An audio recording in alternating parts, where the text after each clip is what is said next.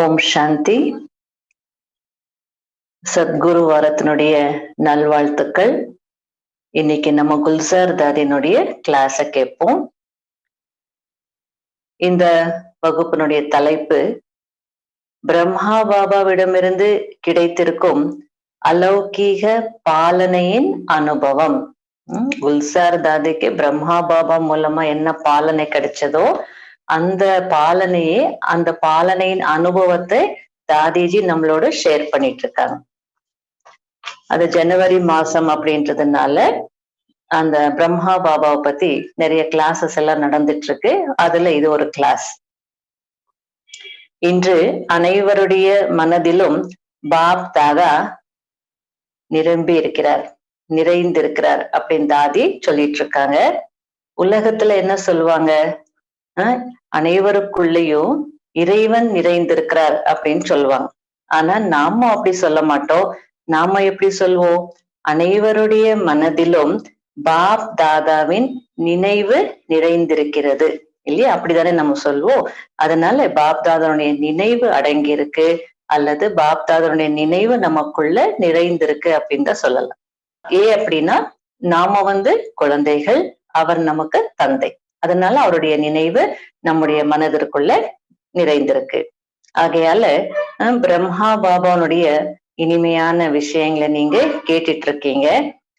நீங்க எல்லாம் இப்ப யாராயிட்டீங்க, பிரம்மா குமாரிகள் ஆயிட்டீங்க இல்லையா அப்படின்னு தாதிஜி கேட்டுட்டு இருக்காங்க.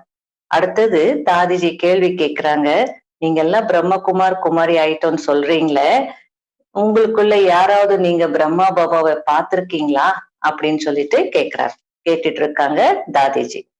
அதுக்கு என்ன, என்னுடைய கேள்விக்கு பதில் சொல்லுங்க. பிரம்மா குமாரி பிரம்மா பாபா அப்படிலாம் சொல்றீங்களே, உங்களுக்குள்ள யாராவது பிரம்மா பாபாவை பார்த்திருக்கீங்களா சொல்லுங்க அப்படின்னு சொல்லிட்டு என்ன பதில் சொல்லுங்க என்னுடைய கேள்விக்கு தாதி கேக்குறாங்க. அதுக்கு டபுள் ஃபாரினர்ஸ் நாங்க பார்த்திருக்கிறோம் அப்படின்னு. அது மட்டும் சொல்லல, உங்களை விட அதிகமா நாங்க பார்த்திருக்கிறோம் அப்படின்னு டபுள் ஃபாரினர்ஸ் தாதிஜிக்கு சொல்லிட்டு இருக்காங்க. அப்ப தாதிஜி ஆச்சரியமா கேக்குறாங்க, நீங்க எல்லாம் பார்த்திருக்கீங்களா அப்படின்னு தாதிஜி கேக்குறாங்க. அதுக்கு அவங்க டபுள் ஃபாரினர்ஸா நாங்க பார்த்திருக்கிறோம் அப்படின்னு. அப்போ அவங்க ஃபாரினர்ஸ் என்ன பதில் சொல்றாங்க அப்படின்னா, நாங்க அனுபவத்தினுடைய கண்கள் மூலமா பிரம்மா பாபாவையும் சிவ் பாபாவையும் பார்த்திருக்கிறோம் அப்படின்னு அவங்க பதில் சொல்றாங்க. சாக்காரத்துல நாங்க பார்க்காம இருக்கலாம், ஆனா அனுபவ ரீதியாக அனுபவ கண்கள் மூலமா நாங்க பார்த்திருக்கிறோம். அதுக்கு தாதி சொல்லிட்டு இருக்காங்க, வாஸ்தவம்தான், உண்மைதான். ஏன் அப்படின்னா பொதுவா சொல்லுவாங்க இல்லையா, கண்ணால் காண்பதும் பொய் அப்படின்னு சொல்லுவாங்க.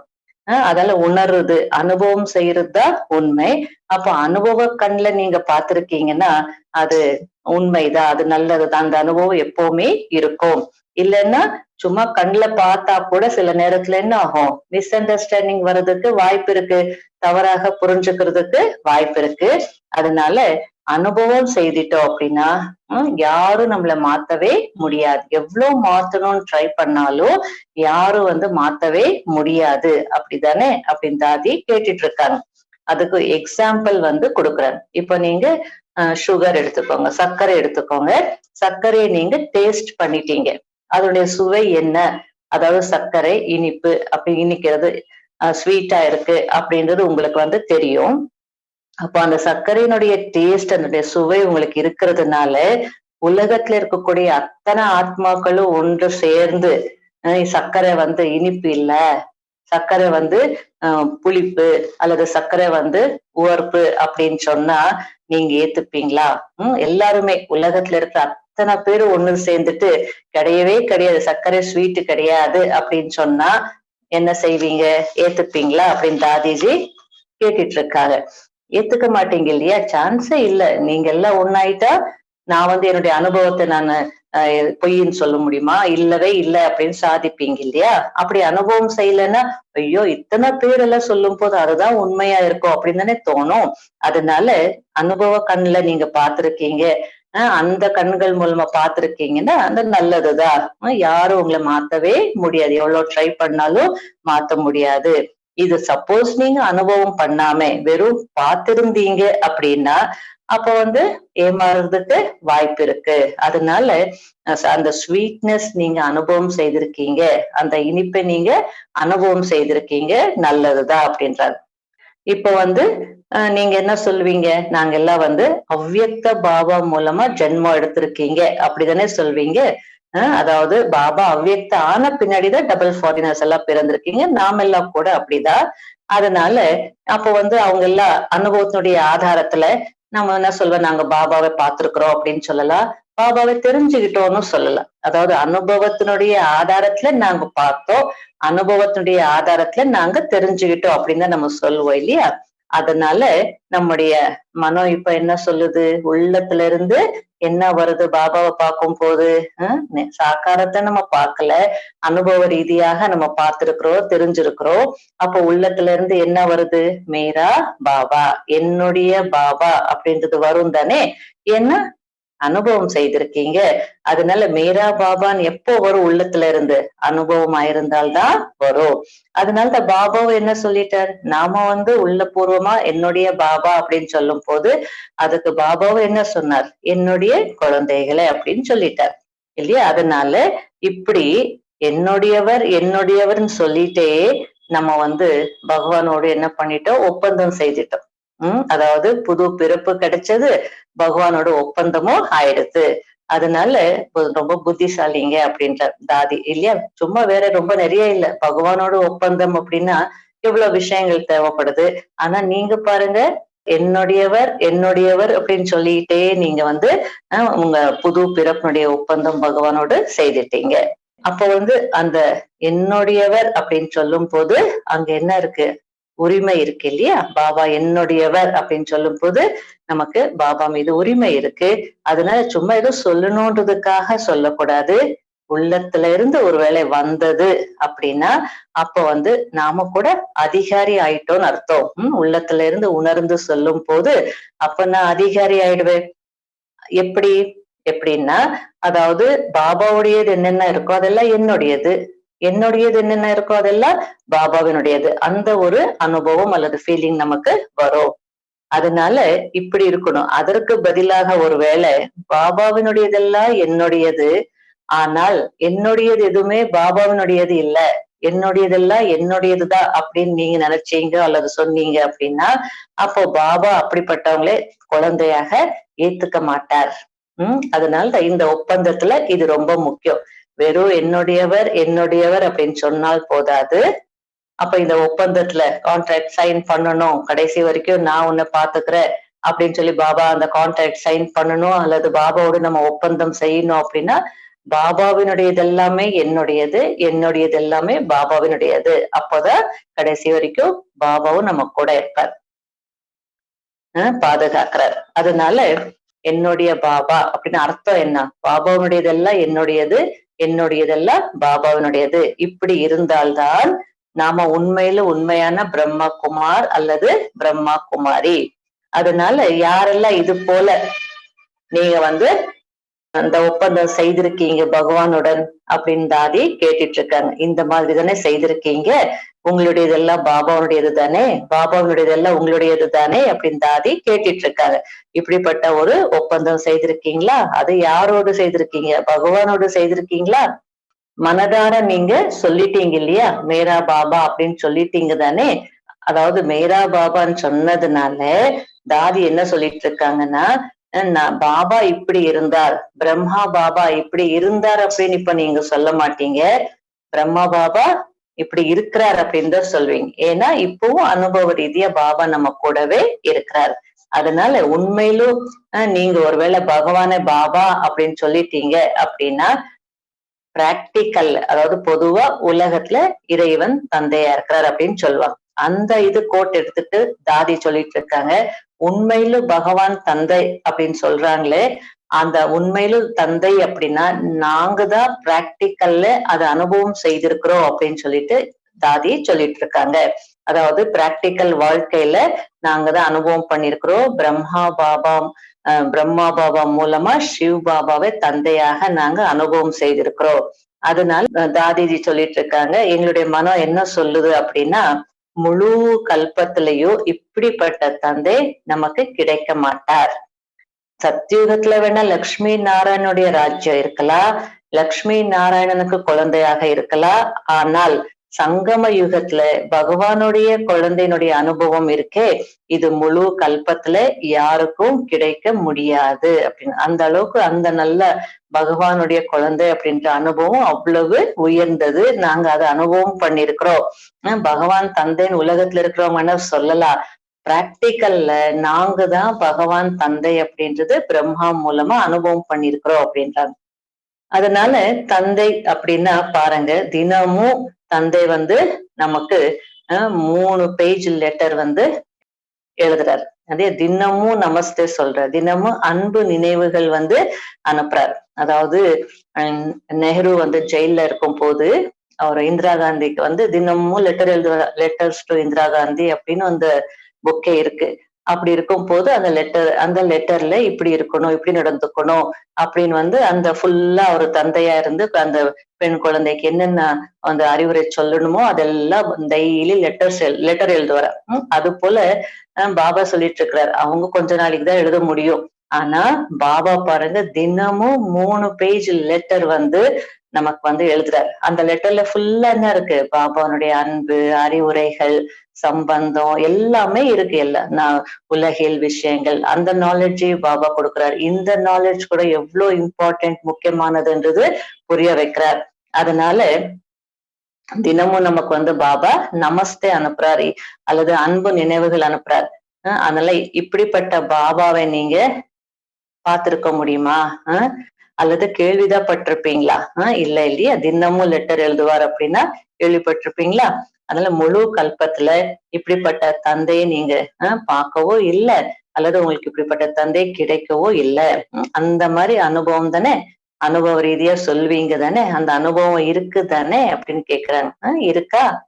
பாபா நமக்காக எவ்வளவு பாலனை செய்துட்டு இருக்கிறார், எவ்வளவு ஞானம் கொடுக்கிறார், எப்படி எல்லாம் புரிய வைக்கிறார், அந்த அனுபவம் இருக்குதானே. 2வது, டீச்சரா இருந்துட்டு பாபா என்ன செய்துட்டு இருக்கிறார், தினமும் எவ்வளவு தூரத்துல இருந்து, பரந்தாமத்துல இருந்து தினமும் வரார், படிப்பு சொல்லி கொடுக்கிறார். அதனால அதுவும் என்ன, எப்படிப்பட்ட படிப்பு இது, ஏதோ ஒரு ஜென்மத்தினுடைய படிப்பு இல்ல, 21 ஜென்மங்களுக்கு பதவி அடைய வைக்கக்கூடிய படிப்பு. அப்ப இவ்வளவு பிராப்திகள் இருக்கு இல்லையா. அதனால அப்புறமா பாருங்க, சத்குரு ரூபத்துல பாருங்க, சத்குருவாக இருந்து தினமும் விதவிதமான வரதானங்கள் நமக்கு கொடுத்துட்டே இருக்குது. அதுவும் நீங்க வீட்டிலேயே இருக்கிறீங்க, வீட்டுல இருந்தபடியே பாபா உங்களுக்கு வரதானத்தை கொடுத்துட்டு இருக்கிறார். அதனால பாருங்க, தந்தை, டீச்சர், சத்குரு ரூபத்துல எவ்வளவு பாபா செய்யறார், இதெல்லாம் அதிசயம் தானே அப்படின்றார். அதனால இப்படிப்பட்ட சத்குரு கூட முழு கல்பத்திலயும் கிடைக்க முடியாது. ஆகையால தாதிஜி சொல்லிட்டு இருக்காங்க, இப்படிப்பட்ட பாபா எங்களுக்கு கிடைச்சிருக்கிறார் அப்படின்னு தானே சொல்லுவீங்க. அடுத்தது தாதி அவங்களுடைய எக்ஸ்பீரியன்ஸ் ஷேர் பண்றாங்க. அதாவது நான் ஞானத்துக்கு வரும்போது எனக்கு ஒரு சின்ன வயதிலேயே 9வது வயதுல அப்போ பிராக்டிக்கல்ல நாங்க நிறைய பாபாவுடைய பாலனையே அடைஞ்சிருக்கிறோம். அதாவது லௌகீக குழந்தை பருவம் எங்களுக்கு ஞாபகம் இல்லை, எங்களுக்கு நினைவு இருக்கு அப்படின்னா பாபா மூலமா நமக்கு கிடைச்ச பாலனை அல்லது பாபா எங்களை வளர்த்த அந்த ஒரு அனுபவம் தான் எங்களுக்கு அதிகமா மனசுல இருக்கு அப்படின்றாங்க. நாங்க பாபாவுடைய மடியில வளர்ந்தத நாங்க பார்த்திருக்கிறோம், அந்த அனுபவம் தான் எங்களுக்கு இருக்கு. அதனால பெருமிதத்தோடு நான் சொல்வேன் அப்படின்றாங்க தாதி. ஏன்னா அவங்க பழசெல்லாம் ஞாபகம் இல்லை, பாபாவோடு நான் வளர்ந்ததெல்லாம் எனக்கு அந்த குழந்தை பருவம்னா அதுதான் எங்களுக்கு ஞாபகம் வருது. ஆகையால பெருமிதத்தோடு நான் சொல்ல முடியும். பெருமிதத்தோடு என்ன சொல்றாங்களா தாதி, அதாவது எவ்வளோ பெரிய வீட்டு இளவரசியாக இருந்தாலும், எவ்வளவு பெரிய கோடீஸ்வரனுடைய பெண்ணாக இருந்தாலும் இப்படிப்பட்ட பாலனை கண்டிப்பா கிடைக்காது, கிடைச்சிருக்க முடியாது அப்படின்னு தாதி சொல்றாங்க. அந்த பெருமிதத்துல நான் சொல்லலாம். நாங்க ரொம்ப சின்ன குழந்தைகளா இருந்தோம், அப்போ எவ்வளவு நல்ல சின்ன குழந்தைகளுக்கு பாபா பாலனை கொடுத்தார். அதுக்கு தாதிஜி அந்த பழைய ஞாபகம் சொல்லிட்டு இருக்காங்க. எனக்கு ஞாபகம் இருக்கு, அமிர்த வேளையில ஆத்மா அபிமானி ஆயிட்டு நாங்க அசரீரி நிலையில இருப்போம், பாபாவை நினைச்சிட்டு உட்கார்ந்துட்டு இருப்போம். அப்ப அந்த நேரத்துல அந்த யோகா முடிஞ்ச பின்னாடி அந்த எக்ஸசைஸ் செய்ய வைப்பார், ட்ரில் எல்லாம் செய்ய வைப்பார். அப்போ வந்து பாபா மம்மா எல்லாருமே காலையில வந்துருவாங்க. எல்லா குழந்தைகள் நாங்க எக்ஸசைஸ் பண்ணுவோம். அப்போ வந்து ஒவ்வொருத்தருக்கிட்டையும் வந்து பாபா வருவார், திருஷ்டி கொடுப்பார். ஒவ்வொரு குழந்தைகிட்டயும் வந்து ஒவ்வொரு குழந்தைக்கும் பாபா திருஷ்டி கொடுப்பார். அதே நேரத்துல எல்லாரையும் அணைச்சிப்பாரு, அணைச்சிட்டு குட் மார்னிங் சொல்லுவாரு. குட் மார்னிங் சொல்லிட்டு அன்பு காட்டுறார், அன்பை பாராட்டுறார் பாபா. அதனால எப்போ எல்லாம் வந்து அந்த ஒவ்வொரு குழந்தையும் அப்படி பாபா பார்க்கும் போது பாபாவுடைய வாயில வரதான வாக்கியங்கள், வரதான வார்த்தைகள் தான் வெளிவருமா. என்ன அப்படின்னா பாபா வாயில இருந்து வந்த அந்த வரதான வார்த்தைகள் என்ன, அந்த குழந்தைகளை பார்க்கும் போது என்ன அப்படின்னா, என்னுடைய ஒவ்வொரு குழந்தையும் உலகத்துக்கு நன்மை செய்யக்கூடிய குழந்தை. இவங்க எல்லாமே உலகத்துக்கு நன்மை செய்யக்கூடியவர்கள், சின்ன சின்ன குழந்தைகள். ஆனா அவங்கள பார்க்கும் போது அவன் பாபா வாயில இருந்து வந்த வரதான மகா வாக்கியங்கள் என்ன அப்படின்னா, என்னுடைய ஒவ்வொரு குழந்தை, இந்த சின்ன சின்ன குழந்தைகள் இல்ல, இவங்க எல்லாருமே உலகத்துக்கு நன்மை செய்யக்கூடியவர்கள் அப்படின்ற அந்த வார்த்தைகள் தான் வந்ததா. அதனால இப்ப நாங்க பாக்குறோம், அன்னைக்கு பாபா கொடுத்த அந்த வரதானம் எப்படி இப்ப பிராக்டிக்கல்ல நடந்துட்டு இருக்கு. குல்சார் தாதி பலமுறை சொல்லியிருக்காங்க, சின்ன வயசுல நாங்க பாபா முன்னாடி உட்கார்ந்துட்டு இருப்போம், பாபா சொல்லுவாங்க, நீ வந்து அதாவது உலகத்துக்கே நன்மை செய்யக்கூடிய ஆத்மா, நீ வந்து சுயதர்ஷன சக்கரதாரி, உலகத்தையே நீ சுற்றி வர போற. அப்போ வந்து தாதி, நாங்க மேப்லயே உலகத்தை முழுசா பார்த்தது கிடையாது.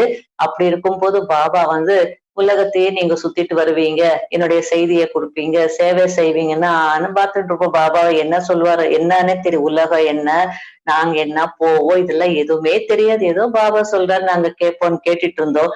இப்ப பிராக்டிக்கல்ல அது எல்லாமே நடந்துட்டு இருக்கு. அதனால இப்ப வந்து தாதிமார்கள் எல்லாம் என்ன செய்யறாங்க, அன்னைக்கு குழந்தைகள், இன்னைக்கு எல்லாமே தாதிமார்கள். அவங்க எல்லா நாடுகளுக்கும் போயிட்டு வந்து எல்லா நாடுகளையும் சேவை செய்யறாங்க. எல்லா நாடுகள்ல இருக்கக்கூடிய ஆத்மாக்களுக்கும் சேவை செய்யறாங்க இல்லையா. இப்ப அந்த செய்தியை கொடுத்துட்டு இருக்காங்க இல்லையா. ரெண்டாவது, அதாவது முதல்ல உலகத்துக்கு நன்மை செய்யக்கூடியவர்கள் அப்படின்ற வரதானத்தை பாபா கொடுத்தாங்க.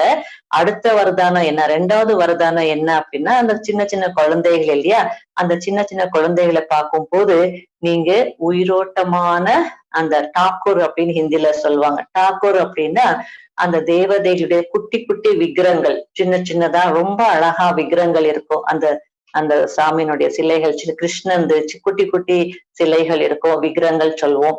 அப்ப வந்து நீங்க எல்லாம் உயிரோட்டமான விக்கிரங்கள், உயிரோட்டமான தேவதைகள், குட்டி தேவதைகள் அப்படின்னு சொல்லுவாங்களா. அப்போ வந்து வீட்டுல பெரிய சிலைகள் எல்லாம் வைக்க கூடாது. ஒரு அடியோ அல்லது 2 அடிக்கு மேல இருக்கக்கூடிய சிலை, 1 அடின்னு நினைக்கிறேன், அந்த 1 அடிக்கு மேல இருக்கிற சிலையை வச்சு அபிஷேகம், பூஜை புனஸ்காரங்கள், அந்த விரதம் எல்லாம் இருக்கணும்னு சொல்லிட்டு வீட்டுல வந்து சின்ன சின்னதா வைப்பாங்க. அது போல பாபா வந்து அதை பார்த்துட்டு நீங்க எல்லாம் என்னுடைய உயிரோட்டமான தேவதைகள், விக்கிரங்கள் அப்படின்னு சொல்லுவாங்களாம். அதனால பிராக்டிக்கலா இது போல பாபா நாங்கெல்லாம் அந்த டாக்கூர் அப்படின்றது எங்களுக்கு அனுபவம் செய்ய வைத்தார் அப்படின்னு. நான் அந்த நேரத்துல அப்படி அவங்களுக்கு ஒரு உணர்வு இருக்காது, நாங்க குட்டி தேவதைகள் அப்படின்னு உணர வச்சாங்க, அந்த ஃபீல் எங்களுக்கு வந்தது அப்படின்னாங்க. அதனால பாபாவுக்கு பாருங்க, எங்க மீது எவ்வளோ பாவனை இருந்தது. அவருக்கு அப்புறம் அப்படியே ஒரு பாவனை அவருக்கு இருந்ததுனால நாங்கெல்லாம் அப்படியே மாறிட்டோம் அப்படின்னு தாதிஜி சொல்லிட்டு இருக்காங்க. அதனால இப்படிப்பட்ட பாபாவை எங்களால மறக்க முடியுமா? நிச்சயமா முடியாது. மறக்கிறது தான் கஷ்டமா இருக்கும். அதனால எங்களுக்கு நினைக்கிறது வந்து ரொம்ப ஈஸி. மற்றபடி பாபாவுடைய விஷயங்கள் வேற என்ன சொல்றது? அதாவது நிறைய இருக்கு, எதை சொல்றது எதை விடுறது அப்படின்னு யோசிக்கிறாங்க. அதனால பாகவதம் எல்லாம் யாருடைய ஞாபகார்த்தம்? கோபிகைகளுடைய கதை தானே, ஞாபகார்த்தம் தானே. உண்மையிலும் ரியலா நாங்க பாபாவுடைய பாலனையே அடைஞ்சிருக்கிறோம், அந்த கோபிகையர்கள் நாங்க தான் அப்படின்ற மாதிரி சொல்லிட்டு இருக்காங்க. ஸ்தூல சாக்காரத்துல கூட நாங்க பாலனை அடைஞ்சிருக்கிறோம். அதே நேரத்துல ஒரு பக்கம் பாலனையும் கிடைச்சது, இன்னொரு பக்கம் பாபாவுடைய படிப்பினையும் எங்களுக்கு நிறைய கிடைச்சது. அதாவது குல்சார் தாதி அடிக்கடி சொல்லுவாங்க இல்லையா, அப்ப சின்ன சின்ன குழந்தைகள் அப்ப எல்லாரையும் வந்து என்ன பண்ணுவார பாபா, எல்லா லைனா உட்காருங்க, அந்த பாண்டவ பவன்ல அந்த திண்ணை மாதிரி இருக்கு இல்லையா, அதுல வந்து எல்லாரையும் வந்து முற்றத்துல இருக்கு, எல்லாம் ஏறி உட்காருங்க அப்படின்வாங்க. எல்லாம் அது மேல ஏறி உட்காருவாங்களாம்.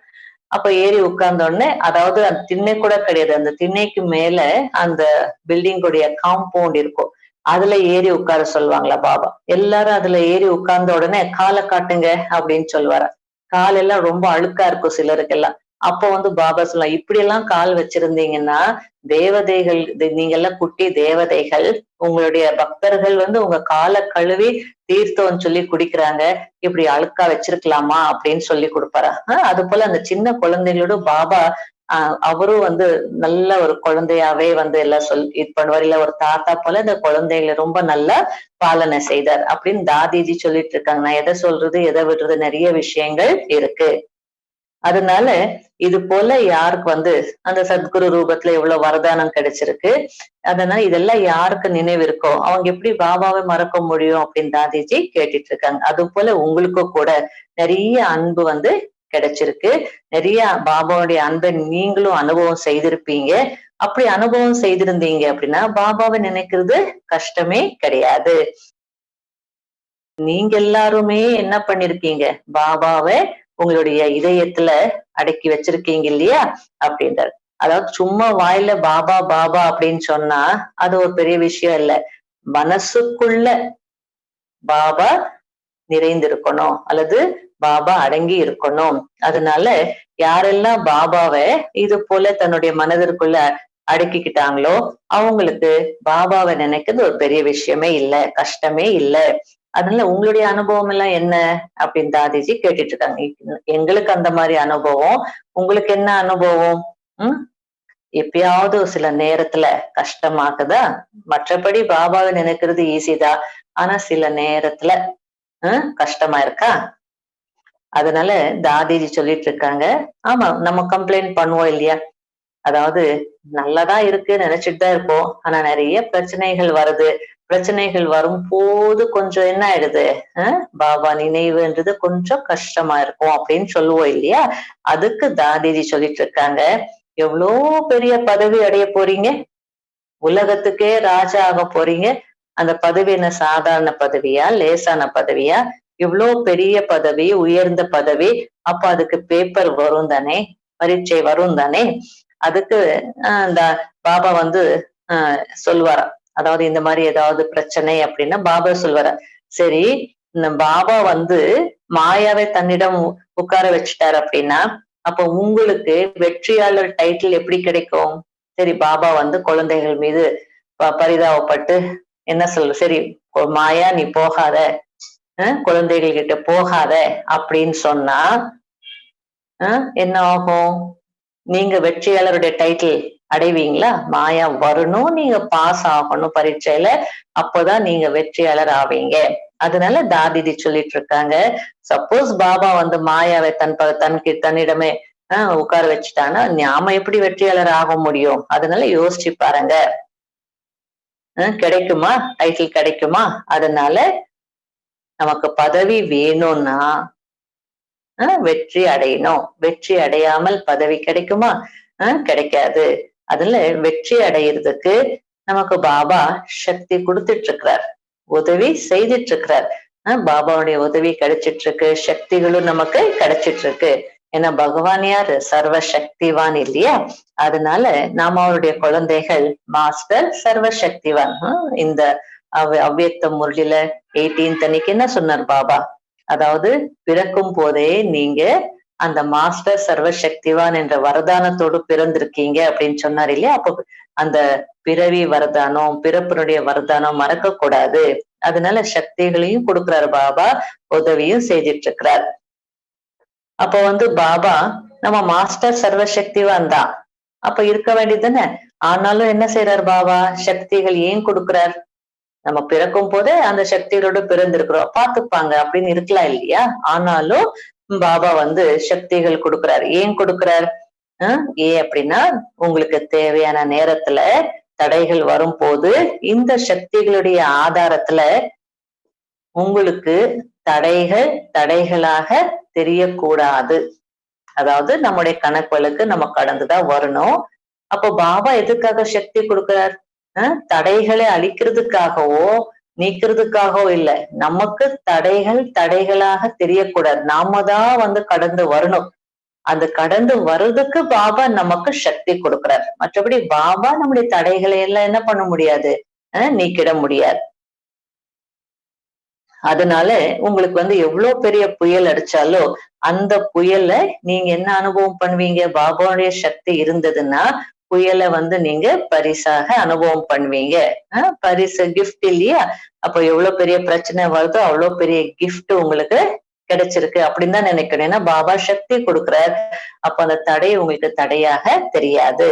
அதனால எல்லாத்துக்கும் ஆதாரம் நம்முடைய தைரியம். பிரச்சனை வந்ததுன்னா பாபா எனக்கு உதவி செய்யல அப்படின்னு தான் சொல்லுவோம். அதுக்கு தாதிஜி சொல்லிட்டு இருக்காங்க, அந்த உதவி ரெண்டாவது, முதல்ல நமக்கு தைரியம் வேணும். தைரியமா ஒரு அடி நம்ம எடுத்து வச்சாதான் பாபாவுடைய உதவியை பெற முடியும். அதனால எனக்கு எவ்வளவு தைரியம் இருக்கு அப்படின்னு முதல்ல நீங்க பாத்துக்கோங்க. தைரியம் இல்லைன்னா உதவியும் கிடைக்காது. அதனால தைரியம் இருந்ததுன்னா பாபாவுடைய உதவி கிடைக்கல அப்படின்றது அந்த மாதிரி நடக்கவே நடக்காது, அல்லது சான்ஸே இல்லை அப்படின்றாங்க. அதனால பகவானுடைய ப்ராமிஸ் என்ன, நீங்க என்ன ப்ராமிஸ் பண்ணிருக்கீங்க? பகவான் வந்து என்ன சொல்ற, நீங்க தைரியம் ஒரு அடி எடுத்து வச்சா நான் வந்து பல அடிகள், நான் வந்து 1000 அடிகள் நான் உதவி செய்வேன் அப்படின்னு சொல்றாரு இல்லையா? அப்ப அந்த ஒரு அடியை நம்ம எடுத்து வைக்காம பாபா நீங்க உதவி செய்யலைன்னா என்ன சொல்றது அப்படின்றாங்க தாதி. அதனால தைரியம் வேணும். தைரியம் இருந்ததுன்னா கண்டிப்பா உதவி வந்து கிடைக்காமல் போகாது. இறைவனே ஒரு வேளை வந்து எல்லாமே செய்துட்டாங்க அப்படின்னா அப்ப நமக்கு என்ன இருக்கு வேலை? ராஜ்யமும் அவரே செய்ய வேண்டியதா இருக்கும். அதனால அப்படி இல்லை. அதனால நம்ம வந்து பாபாவுக்கு என்ன ப்ராமிஸ் பண்ணிருக்கிறோம் அந்த ப்ராமிஸ் கடைசி வரை காப்பாத்தணும். அதனால செக் பண்ணிக்கோங்க, எனக்கு தைரியம் இருக்கா அப்படின்னு செக் பண்ணிக்கோங்க. பாபாவுடைய சக்திகள் தேவையான நேரத்துல நமக்கு வந்து ஞாபகம் வருதா, என்கிட்ட இந்த சக்தி எல்லாம் இருக்கு, பாபா கொடுத்திருக்கிறார் அப்படின்னா ஞாபகம் வருதா, அதை நம்ம யூஸ் பண்றோமா அப்படின்னு சொல்லி பாத்துக்கோங்க. அப்படி இருந்ததுன்னா நம்ம தோல்வியை அடைய முடியாது, எப்பவுமே நம்ம வெற்றியாளர் தான். எல்லாருடைய நெற்றிலையும் வெற்றியினுடைய திலகம் இருக்கா பாத்துக்கோங்க. அப்படின்னா எனக்கு தைரியம் இருக்கா, பாபாவுடைய சக்திகளை நான் யூஸ் பண்ணிட்டு இருக்கிறேன்னா, என் தடைகள், நான் அந்த தடைகள்ல வெற்றி அடைகிறேன்னா அப்படின்னு பாத்துக்கோங்க. அதுக்கு அடுத்தது தாதி சொல்றாங்க, நாம வெற்றி அடையலைன்னா வேற யார் உலகத்துல வெற்றி அடைய போறாங்க? அந்த அளவுக்கு உங்களுக்கு போதை இருக்கணும். பகவான் வந்து நம்மளை தேடி கண்டுபிடிச்சு அதுக்கப்புறமா தன்னுடைய குழந்தைகளாக ஆக்கிக்கிட்டாரு இல்லையா? அதனால அந்த ஒரு நிச்சயம் நமக்கு இருக்கணும். என்னால முடியாது, நான் வந்து அந்த நிலையை அடைய மாட்டேன், என்னால முயற்சி செய்ய முடியாது அப்படிலாம் நினைக்காதீங்க. அப்படி இருந்திருந்தால் பகவான் எதுக்கு தேர்ந்தெடுத்திருப்பார்? அவர் வந்து நாம அடைவோம், மாறுவோம், அந்த மாதிரி ஒரு நிலைக்கு போவோம் தானே நம்மளை தேர்ந்தெடுத்திருக்கிறார். பகவானுடைய செலக்ஷன் வந்து பொய்யாகுமா, தவறாகுமா? அதனால அந்த நிச்சயம் உங்களுக்கு இருக்கணும், என்னை பகவான் தேர்ந்தெடுத்திருக்கிறார். அதனால மனச்சோர்வு அடையக்கூடாது. எப்பாவது என்னுடைய பாபா அப்படின்னு சொல்லி பாருங்க.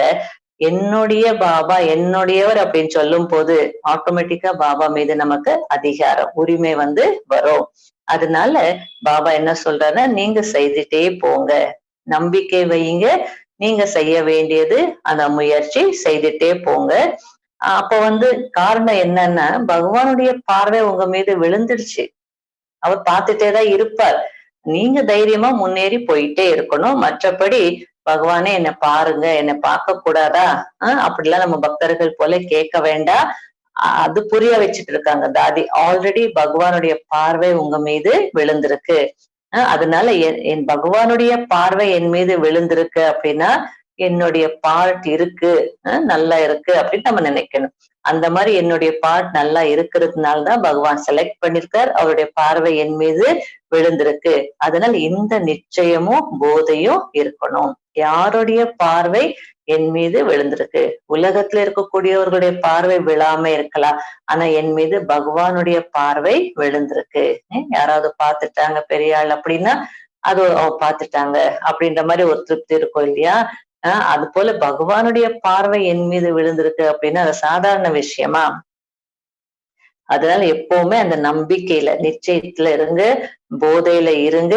அப்போ எல்லாத்தையும் கடந்து வந்துருவீங்க. அப்போ வந்து ஒருபோது அலைச்சல்ல வரமாட்டீங்க. எந்த விதமான குழப்பங்களும் இருக்காது.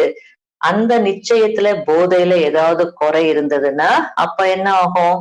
கண்டிப்பா குழப்பங்கள் வரும், அலைச்சல்கள் வரும். ஏன், எதற்கு, ஏன் இப்படி நடந்தது அப்படின்னு வந்துடுச்சுனாலே அவ்வளவுதான். குழப்பங்கள் வரும். அதனால என்ன செய்யணும்? ஆஹா ஆஹா சொல்லிட்டே போங்க. எது நடந்தாலும் சரி ஆஹா ஆஹா குஷி குஷியா முன்னேறிட்டே போங்களேன். அதுல தானே ஒரு சேலஞ்ச் இருக்கு. அதெல்லாம் எது வந்தாலும் குஷி குஷியா போயிட்டே இருங்க. அப்போ வந்து தாதிஜி சொல்லிட்டு இருக்காங்க, முக்கியமா அந்த நிச்சய புத்தின்னு சொல்லும் போது உங்க மீது உங்களுக்கு நம்பிக்கை இருக்கணும், பாபா மீது நம்பிக்கை இருக்கணும், டிராமா மீது நம்பிக்கை இருக்கணும், ஈஸ்வரிய பரிவாரத்தின் மீதும் நம்பிக்கை இருக்கணும். இந்த 4 விஷயங்கள்ல நம்பிக்கையில உறுதியா இருக்கணும். அதனால அந்த பரிவார ஈஸ்வரிய பரிவாரத்தை பார்க்கும் போது, குடும்பத்தை பார்க்கும் போது கூட ஒரு நல்ல ஃபீலிங் வந்து உங்களுக்கு வரும். பாபா பார்க்கும் போது ஒரு நல்ல ஃபீலிங். மதுபன் போறோம், பெரிய பரிவார குடும்பத்தை பார்க்கிறோம், எவ்வளவு நல்ல ஒரு ஃபீலிங் வருது. அல்லது கிளாஸுக்கு போகும்போது எல்லா பிகேஸ் வரும்போது எவ்வளவு நல்ல ஃபீலிங் வருது. அதனால இந்த மாதிரி ஒரு நல்ல ஃபீலிங் வரணும். மற்றபடி அந்த மாதிரி நெகட்டிவ் ஃபீலிங் எல்லாமே என்ன ஆகக்கூடாது, வரக்கூடாது. நெகட்டிவான ஒரு ஃபீலிங் இருந்ததுன்னா பாபா அடிக்கடி என்ன சொல்லுவாங்க, அதுக்கு ஃப்ளூ. நெகட்டிவ் ஃபீலிங் இருக்குன்னா ஃப்ளூ காய்ச்சல் என்ன ஆகும், பரவிடும் இல்லையா எல்லாருக்கும். அதுக்குள்ள நெகட்டிவ் வந்து பரவிடும். அதுக்கப்புறம் அது நோய் ஆயிடும். அந்த மாதிரி இருக்கக்கூடாது. அதனால அந்த குடும்பத்துல இருக்கிறவங்களுக்கு வந்து துக்கத்தை எடுத்துக்காதீங்க. குடும்பத்துல இருக்காங்கன்னா அவங்க கிட்ட இருந்து துக்கத்தை எடுத்துக்காதீங்க, துக்கத்தை கொடுக்காதீங்க. அதாவது பாபா பொதுவா சொல்ல யாருக்கும் துக்கம் கொடுக்காதீங்க, துக்கத்தை எடுத்துக்காதீங்கன்னு சொல்லுவாங்க. யாருக்கும் துக்கம் கொடுக்காதீங்க, அதுல கொஞ்சம் குழந்தைகள் கவனமா இருப்பீங்க. ஆனா துக்கத்தை எடுத்துக்காதீங்க, அந்த பாதி கரெக்டா இருப்பீங்க, அந்த மீதி பாதி வந்து விட்டுடுறீங்க. அப்ப துக்கத்தை எடுத்துக்காதீங்கன்னு அதுல நீங்க விட்டா என்ன அர்த்தம் இல்லையா? அப்போ கண்டிப்பா என்ன ஆயிடும், அந்த தாக்கத்துல வந்துருவோம் இல்லையா? அதனால சிலர் எல்லாம் வந்து பாதி எடுத்துக்கிறாங்க, பாதி விட்டுடுறாங்க. ஆகையால முயற்சியில வேகம் வரமாட்டேங்குது. ஃபுல்லா பாபா சொல்ற மாதிரி எடுத்துக்கிட்டோம்னா வேகம் வருது. அத பாதி எடுக்கிறதுனால வேகம் வந்து குறைஞ்சிடும். அதனால பாப் சம்மான் ஆகுறதுலயும் சரி, முயற்சியிலயும் சரி, எல்லாத்துலயும் வந்து வேகம் வேணும் அப்படின்னா அந்த துக்கத்தை நம்ம எடுத்துக்க கூடாது. அதுல நம்ம கவனமா இருக்கணும். தாதிஜியினுடைய ஃபேவரட் எப்பவுமே இதுதான். நீங்க துக்கம் கொடுக்காம இருக்கிறாங்க பிகேஸ். ஆனா துக்கத்தை எடுத்துக்கிறாங்க. அதாவது அவங்க சில நேரத்துல நம்மளா நினைச்சுக்கிறதுல அவங்க அதனாலதான் அப்படி செய்திருப்பாங்க, இதனாலதான் இப்படி செய்திருப்பாங்க அப்படி நாமளா கற்பனை பண்ணிட்டு கூட சில நேரத்துல துக்கத்தை வந்து எடுத்துக்கணும். அதனால தாதிஜி சொல்லிட்டு இருக்காங்க, நீங்க பாபாவுக்கு சமம் ஆகணும் அப்படின்னா யாருக்கும் துக்கம் கொடுக்க கூடாது. அதாவது ஃபர்ஸ்ட் யாரிடம் இருந்து துக்கத்தை நாங்க எடுக்க மாட்டோம் முதல்ல ப்ராமிஸ் பண்ணுங்க. யாருக்கும் துக்கம் கொடுக்க மாட்டோம் அது ரெண்டாவது. ஃபர்ஸ்ட் வந்து யார்கிட்ட இருந்து துக்கத்தை நான் எடுத்துக்க மாட்டேன் அப்படின்னு ப்ராமிஸ் பண்ணுங்க அப்படின்றாங்க. அதனால எப்படி பாபா வந்து எல்லாருக்கும் வந்து ஆசீர்வாதங்களை கொடுத்தார், ஆசீர்வாதங்களை எடுத்துக்கிட்டார். அது போல நாம கூட சுகம் கொடுக்கணும், சுகத்தை எடுத்துக்கணும். அப்பதான் அந்த மாதிரி பிரம்மா பாபா முயற்சி செய்ததுனால அவர் நம்பர் 1ல போயிட்டார். அதுல நாம கூட நம் பாபாவுக்கு சமம் ஆகணும்னா இந்த ஒரு விஷயத்துல முயற்சி வந்து செய்யணும். பிரம்மா பாபா மீது அன்பு இருக்குன்னா அப்ப என்ன செய்யணும், அந்த அன்பிற்கு நம்ம வந்து ரிட்டர்ன் கொடுக்கணும் இல்லையா? அப்ப பிரம்மா பாபாவுடைய அன்பிற்கு ரிட்டர்ன் கொடுக்கறதுன்னா என்ன அர்த்தம், என்னை நான் மாத்திக்கணும், என்னை மாத்தி காட்டணும் அப்படின்னு. அப்பதான் நம்ம ரிட்டர்ன் கொடுத்த மாதிரி. பொதுவா வந்து லௌகீகத்துல இந்த மாதிரி நிறைய ஞானம் கொடுப்பாங்க, மந்திரம் கொடுப்பாங்க, தீட்சை கொடுப்பாங்கன்னா அவங்களுக்கு எல்லாம் எவ்வளவு குரு தட்சிணை ரிட்டர்னா கொடுப்பாங்க. சிலர் எல்லாம் வந்து நிறைய வந்து இது பண்ணுவாங்க. அப்படி இருக்கும் போது பாபா நமக்கு இவ்வளவு பாலனை கொடுத்திருக்காரு அப்படின்னா அதுக்கு ரிட்டர்ன் நம்ம என்ன கொடுக்குறோம், நம்ம மாறி காட்டணும். அதுதான் நம்ம பாபாவுக்கு கொடுக்குற ரிட்டர்ன்.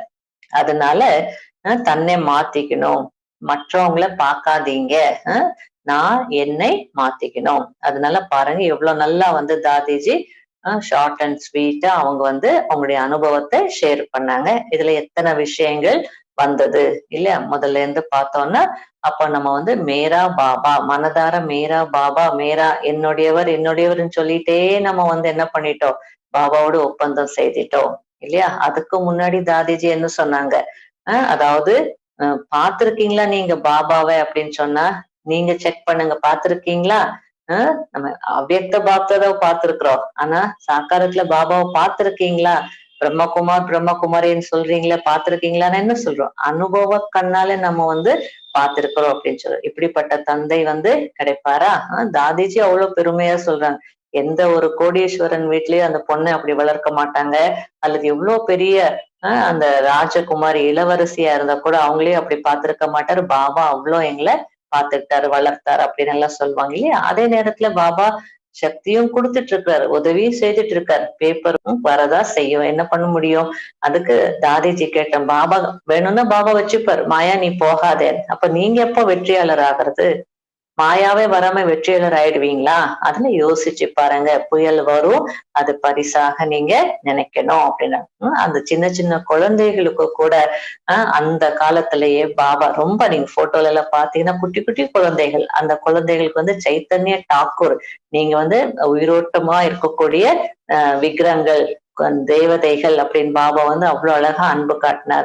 அதே நேரத்துல நீங்க உலகத்துக்கே நன்மை செய்யக்கூடியவர்கள், அவங்கள பார்த்துட்டு இந்த குழந்தைகள் என்ன பண்ண போகுது? பாபாவுடைய பார்வை விஷன் அப்படி இருந்தது, அவ்வளவு தொலைநோக்கு பார்வை அவருக்கு இருந்தது.